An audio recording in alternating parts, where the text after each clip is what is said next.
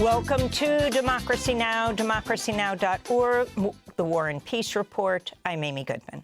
President Donald Trump welcomed Israeli Prime Minister Benjamin Netanyahu to the White House Monday, where the two leaders promoted a plan to expel thousands of Palestinians from the Gaza Strip.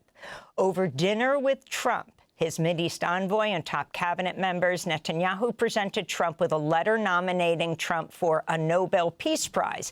Netanyahu also said he's working with the U.S. to find countries willing to receive Palestinians, claiming they would be free to leave Gaza voluntarily. I think President Trump had a brilliant vision. It's called free choice. You know, if people want to stay, they can stay. But if they want to leave, they should be able to leave. It shouldn't be a prison.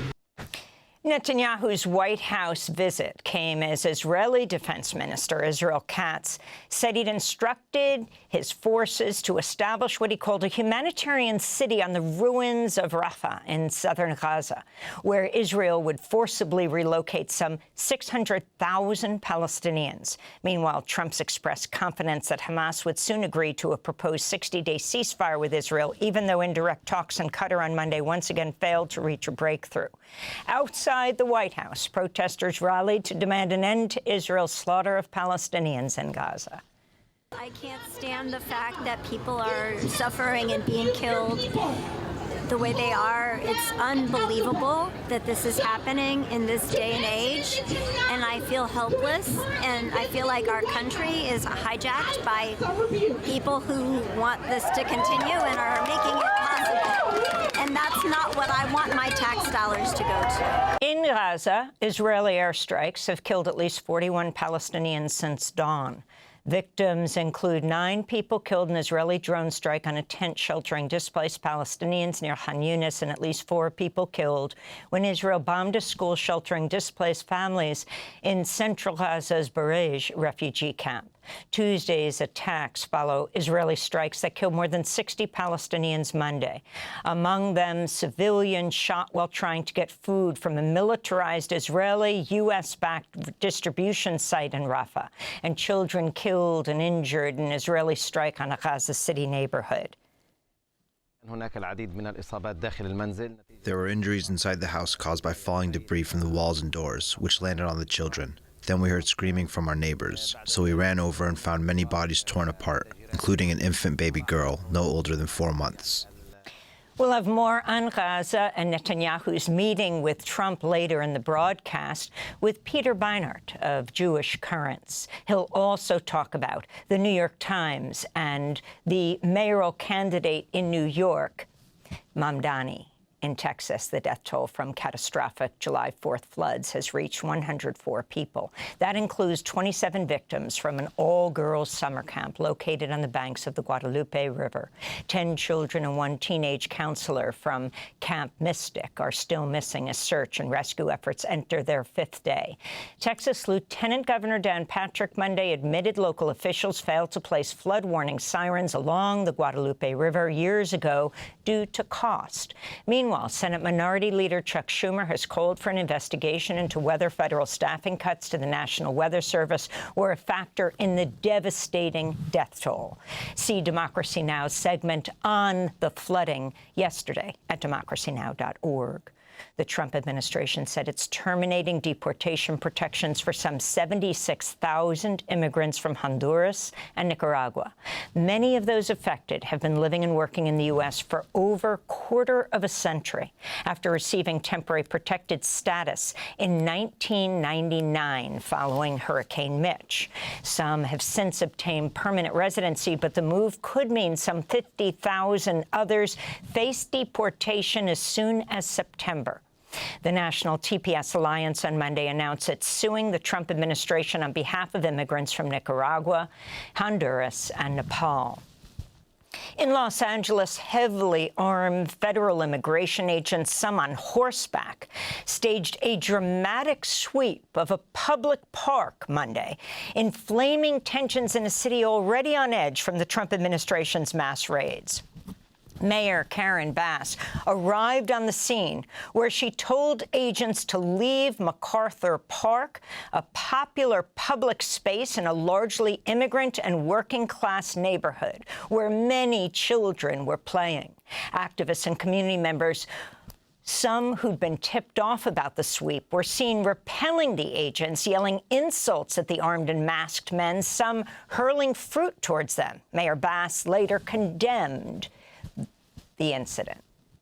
Frankly, it is outrageous and un-American that we have federal armed vehicles in our parks when nothing is going on in the parks. It's outrageous and un-American that the federal government seized our state's National Guard. It's outrageous and un-American that we have U.S. Marines who are trained to kill foreign soldiers overseas deployed in our American city.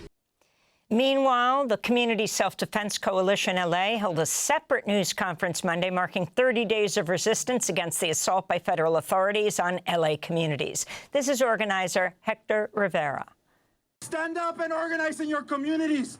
This is the cutting edge of the authoritarian fascist takeover of America. This is it. Now, do you stand and fight for what you believe? Your silence will not save you. Pretending like nothing's going on will not save you.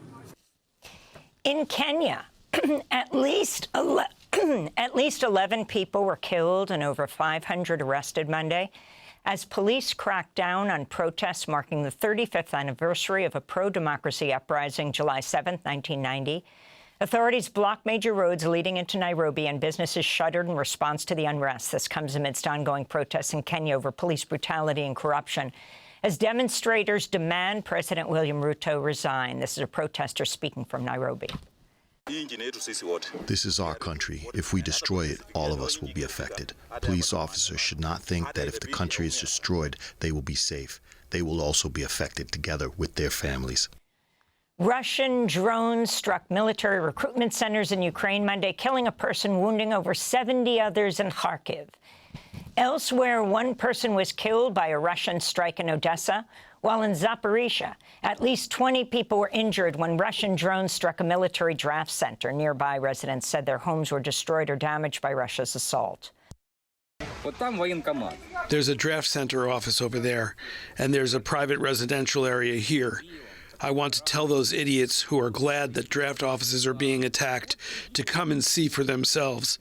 They can tell the people who have lost their homes or whose houses are now without doors and windows how happy they are. On Monday, President Trump said the United States would send more weapons to Ukraine, declaring, quote, "I'm not happy with President Putin at all," unquote.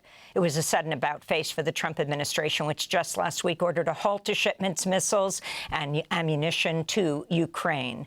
Defense Secretary Pete Hegseth said at the time it was due to concerns over the Pentagon stockpiles. Congress approved the arms transfers last year as part of a $61 billion military aid package for Ukraine. President Trump said he wasn't aware that the weapon shipments were stopped. Meanwhile, the British government has brought new sanctions against Russian officials, accusing them of deploying chemical weapons to Ukraine's front lines. Dutch and German intelligence agencies said last week they'd gathered evidence of Russian drones dropping a choking agent on Ukrainian troops to drive them out of trenches and into the line of fire. President Trump's threatened to impose tariffs of 25 to 40% on imports from 14 countries, including Bangladesh, Indonesia, Japan, South Korea, and Thailand. On Monday, Trump used his social media platform Truth Social to publish letters to leaders of nations targeted by the tariffs, which Trump said would take effect on August 1st unless countries negotiate new trade deals with the U.S. That amounts to a 3-week extension of Trump's original July 9th deadline to strike a deal or face higher tariffs. Meanwhile, Trump has threatened to impose an additional 10% tariff on countries that align themselves with the BRICS group of nations, led by Brazil, Russia, India, China, and South Africa. Trump cited the group's, quote, anti-American policies, unquote.